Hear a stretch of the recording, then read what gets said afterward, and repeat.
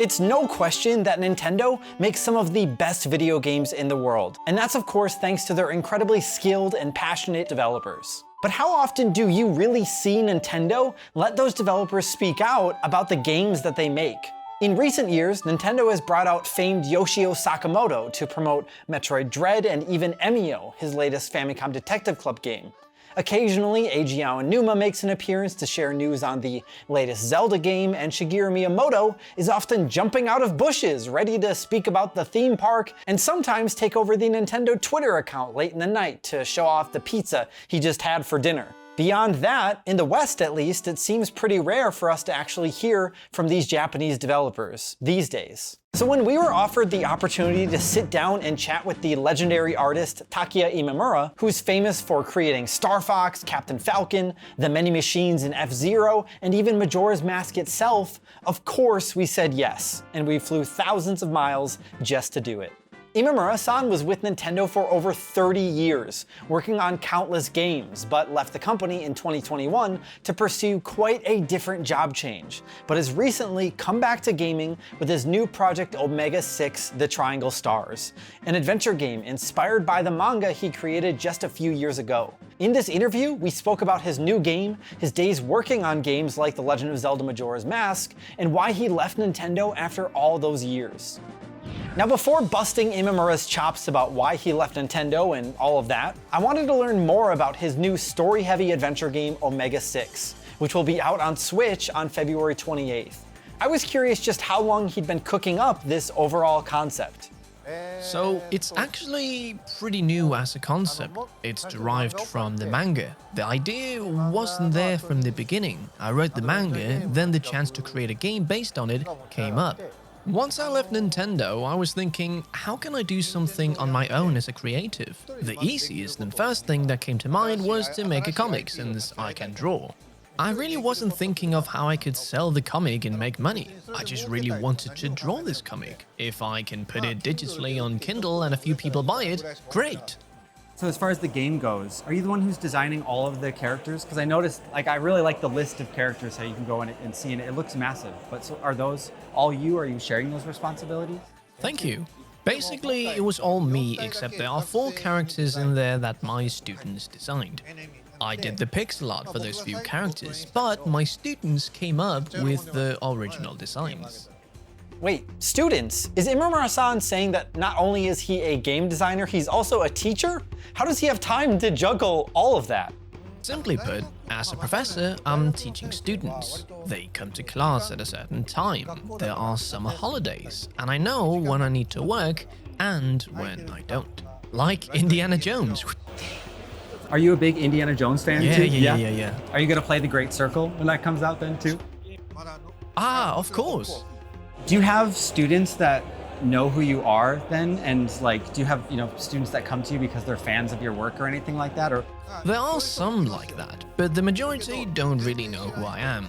Even students who look up to me tend to hold back during class. It's when we go out for a meal or drinks, then they ask if I'll sign or draw something. you directed Steel Diver as well. And I know you've worked on some other things too, but when's the last time you've gotten to be this expressive, I think, with your art? Because I mean, I know that you art directed Majora's Mask and created some characters back then, but yeah, when's the last time you've really gotten to express yourself in this way? It's the first time I've been this free, because there's nobody to tell me no or to tell me when to stop. I just do what I want as much as I want. When I was at Nintendo, or when you're doing something in a professional environment and the project has milestones that people need to check off, you get senior people like the producers or managers that say, alright, you need to reel this one in, or let's not do this. You know, I never really liked that. I think for pretty much anybody who is a professional game developer, this is something they'll go through. Of course, you know, when you're at a company, the company has to make money. It's a dream for many people to have the opportunity to work for Nintendo. Heck, many of you watching this video have probably dreamt about that very thing at least at one point in your lives. So since it sounds like money definitely wasn't the reason Imamura-san left Nintendo, then what was it? It's actually pretty simple. I quit when I was 65.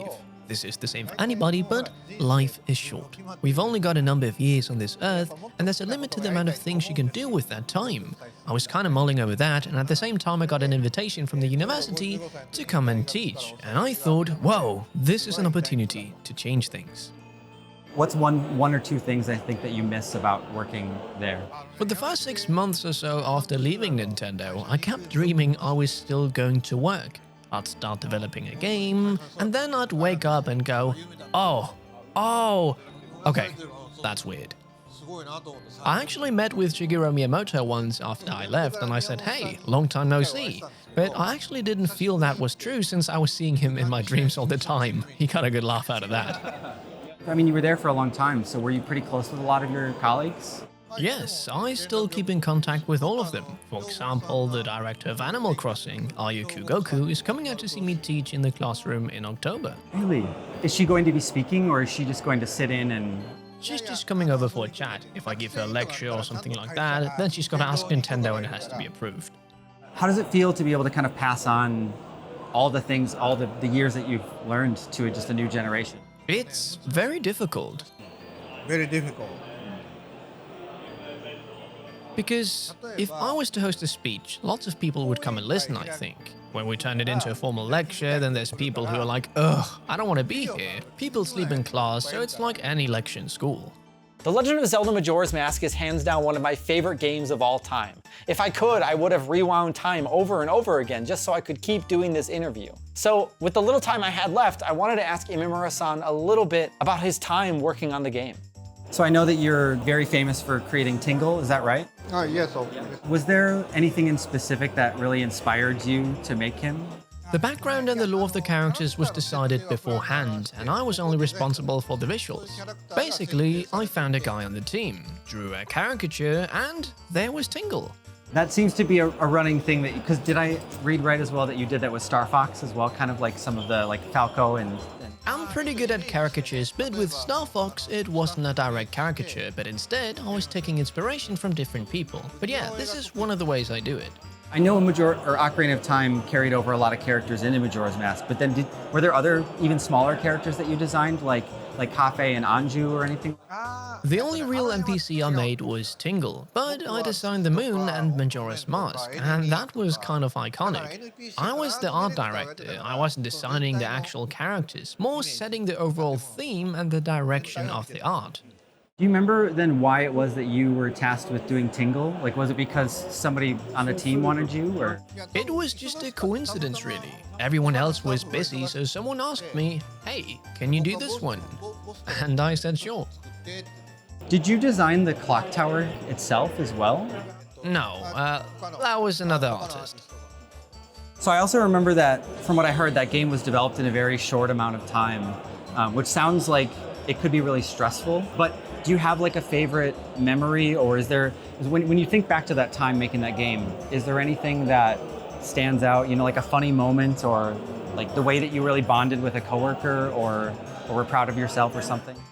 It was a really short project compared to general Nintendo timelines, so everybody was really focused on getting it done. There really wasn't much room for fun, games or hijinks. But near the end of development, I had a website or homepage at the time, and I was drawing caricatures on it just for fun, and a TV company got in contact. There's a program in Japan where they get people on and they compete by drawing caricatures. And they're judged and everything, and I got invited to go on that. It's a pretty famous program in Japan, so I thought I'd ask Nintendo, and they said, yeah, go ahead, why not? So Nintendo said okay, but I was planning to go on without making a big deal about the fact I worked for Nintendo. Then I heard the date the program was going live, and it was the release date for Majora's Mask in Japan, so I thought, well in that case, I'll go on and say who I was. Then the program ended up coming to the studio and filmed us developing the game a little bit, and there's a video out there of me at my desk drawing some pictures. It was such a happy coincidence. Do you know if that is available online to watch, or do you have a copy of that? I haven't been able to find it actually. There are some details still on the website though. The program was called TV Champion. It's a knockout competition, and I made it through to the final. By the way, are you a fan of Tingle?